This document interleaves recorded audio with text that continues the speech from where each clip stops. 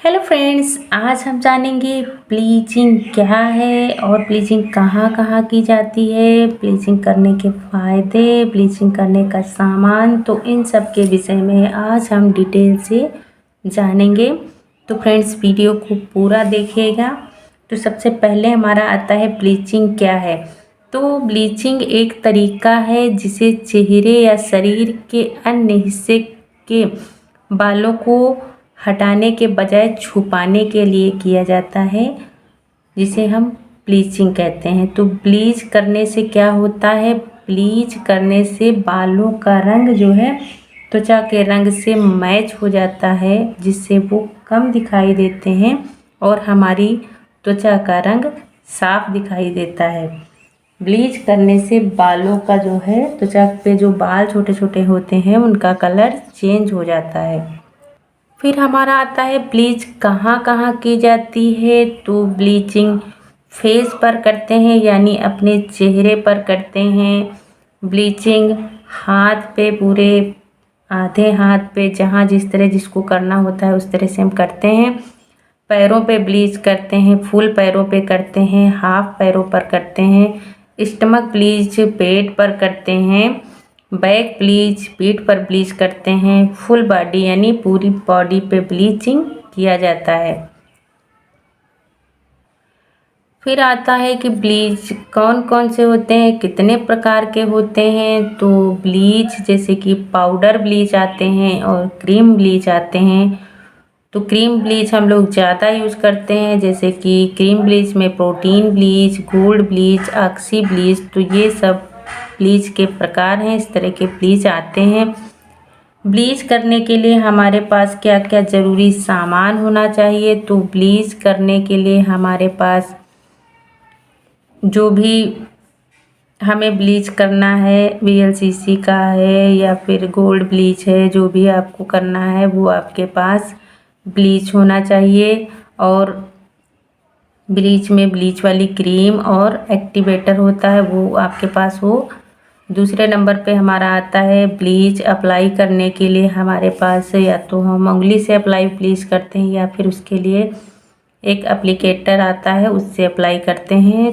उसके बाद हमारे पास गुलाब जल होना चाहिए, एक कॉटन होना चाहिए और बालों को रोकने के लिए एक हेयर बैंड पट्टी होनी चाहिए। गुलाब जल से क्या होता है, कभी कभी ब्लीच हमें जलन करने लगता है या फिर हमारी आंखों में लगने लगता है, तो कभी कभी हम ब्लीच में भी एक दो बूंदे गुलाब जल की डाल लेते हैं और या फिर कॉटन को भिगो करके हम अपनी आंखों पर रख लेते हैं, जिससे हमारी आंखों को राहत मिलती है और आंखों में ब्लीच नहीं लगता है।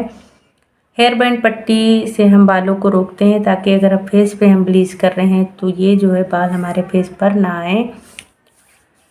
और फिर एक फॉर्म होना चाहिए या फिर रुमाल वगैरह कॉटन का होना चाहिए, जिससे हम ब्लीच को साफ करते हैं। फिर हमारा आता है हमें ब्लीच करने का तरीका, किस तरीके से हम ब्लीच करते हैं। तो जब हम ब्लीच करने के लिए सबसे पहले हमें जिस अंग पे ब्लीच करना है, फेस पे करना है, हैंड पे करना है, लेग पे करना है, जहाँ भी करना है उसे पहले हम साफ़ कर लेंगे। आप क्लीनिंग के लिए जो भी फेस वॉश या भी जो भी सॉप यूज करती हैं, पहले आप उससे जहाँ पे भी ब्लीच आप करने वाली हैं, जैसे कि फेस पे करने वाली हैं, तो आप उसको पहले अच्छी तरह से साफ़ करके सुखा लीजिए, तौलिए से अच्छे से पोंछ लीजिए। फिर आपने अगर हाथ में, पैर में या फिर जहाँ भी आप ब्लीच कर रही हैं, आपने कुछ भी पहन रखा है, जैसे चूड़ी है, अंगूठी है, नोज रिंग, ईयर रिंग आदि जो भी पहने हुए हैं, उनको, आभूषणों को आपको उतार देना है। फिर आपको ब्लीच लगानी है। फिर हमारा सेकंड स्टेप आता है ब्लीच को तैयार करें, हम स्किन पर चेक कर लें। तो सबसे पहले हमें ब्लीच को सावधानी पूर्वक तैयार करना होता है। जैसे कि अगर हमें फेस पे लगाना है तो हमें हिसाब से एक्टिवेटर मिलाना होता है। अगर पैर या हाथ वगैरह पे ब्लीच करना है तो उस हिसाब से एक्टिवेटर मिलाना होता है। तो इन चीज़ों का हमें ध्यान रखना चाहिए।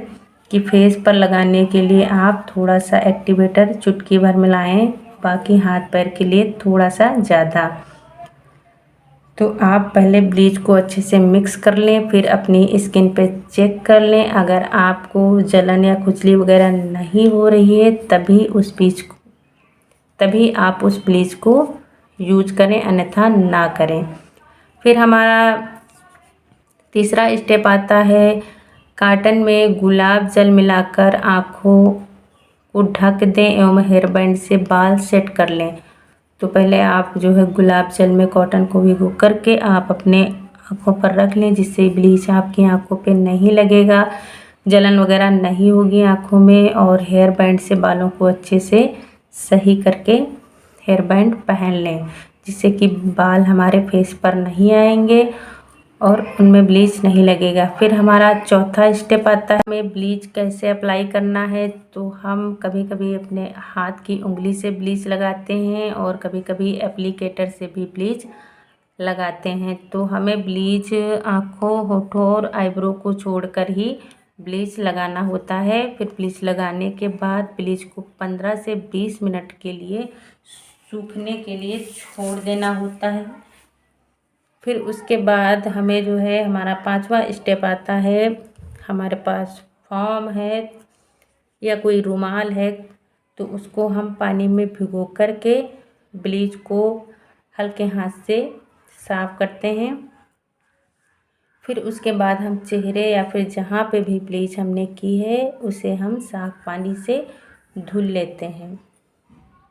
फिर ब्लीच के लिए हमें कुछ सावधानियां रखनी होती हैं, जैसे कि ब्लीच को सही विधि से तैयार करें। जैसे कि आप हाथ पैर या फेस पे कर रही हैं ब्लीच, तो उस हिसाब से ब्लीच में एक्टिवेटर की सही मात्रा मिलाएं। फेस के लिए अलग मात्रा होती है और बाकी बॉडी के अन्य पार्ट के लिए मात्रा अलग होती है। तो आप पहले अच्छे से ब्लीच तैयार करें। फिर त्वचा की रिएक्शन की जांच कर लें पहले। अगर आप ब्लीच को पहले चेक कर लेंगी तो आपको कोई समस्या नहीं होगी।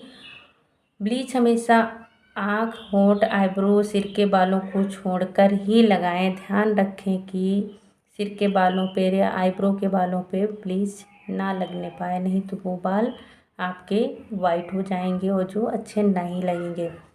ब्लीच के बाद आप धूल, मिट्टी, धूप से खुद को बचा के रखें। अपने फेस को दुपट्टे से कवर करके रखें। ब्लीच के तुरंत बाद आप फेस पर या बॉडी के जिस पार्ट पे आपने ब्लीच की है वहाँ पर साबुन वगैरह ना लगाएं। कॉस्मेटिक्स क्रीम वगैरह यूज़ ना करें। अगर आपको कुछ दिक्कत लग रही है तो आप एलोवेरा जेल वगैरह लगा सकती हैं। महीने में एक बार ही ब्लीच करें। अगर बहुत ज़्यादा ज़रूरी हो तभी करें, वरना एक से अधिक बार ना करें। तो हमें कुछ सावधानियां ये जो है ज़रूरी उनको ध्यान में रख कर ही ब्लीच करना होता है। फिर फ्रेंड्स हमारा आता है ब्लीच करने से हमें क्या फ़ायदा होता है। तो ब्लीच से जो है बालों का रंग त्वचा के रंग से लगभग मैच हो जाता है, इसीलिए बाल छुप जाते हैं और हमारी त्वचा का रंग गोरा और साफ दिखाई देता है। फेस क्लीन एवं चमकदार दिखता है। जो भी फेस पे टैनिंग वगैरह होती है वो दूर हो जाती है और फेस अपेक्षाकृत पहले से गोरा दिखता है और साफ दिखता है। तो फ्रेंड्स अगर आपको वीडियो अच्छी लगी हो तो वीडियो को लाइक कर देना, कमेंट कर देना और शेयर कर देना। Thank you.